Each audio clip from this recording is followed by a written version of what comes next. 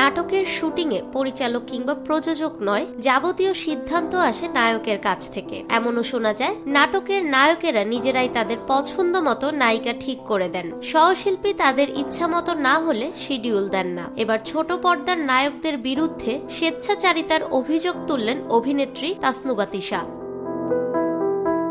তিশা অভিযোগ করেন, বেশিরভাগ ক্ষেত্রে নাটকের সবকিছু নায়কদের সিদ্ধান্তেই হচ্ছে, এমনকি তিনিও শিডিউলের জন্য পরিচালক নয়, নায়কদের কাছ থেকে ফোন পান।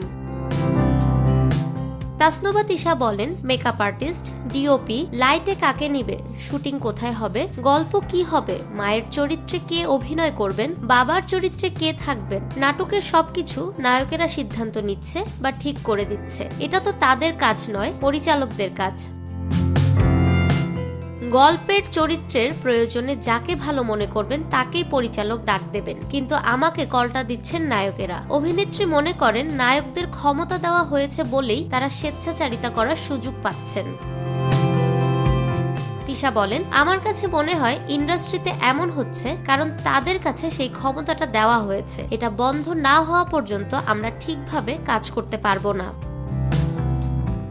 ইন্ডাস্ট্রির এমন অবস্থায় ভবিষ্যৎ নিয়ে শঙ্কিত এই অভিনেত্রী। তিশা বলেন, এভাবে যদি চলতে থাকে তাহলে কাজ করা কষ্টকর হয়ে যাবে। প্রতিদিন আমার মনে হয় অন্য কিছু নিয়ে ভাবা উচিত, অন্য কোনো ক্যারিয়ার হয়তো বেছে নিতে হবে। এভাবে কাজ করা যায় না। যাদের ন্যূনতম আত্মসম্মানবোধ আছে তাদের তো গায়ে লাগার কথা। আমার চাওয়া পরিচালকই আমার শিডিউল নেবেন, তিনিই গল্প নির্বাচন করবেন। নায়ক কেন এসব নিয়ে মাথা ঘামাবে? চিত্রনাট্যে যা লেখা থাকবে সে সংলাপই বলা উচিত।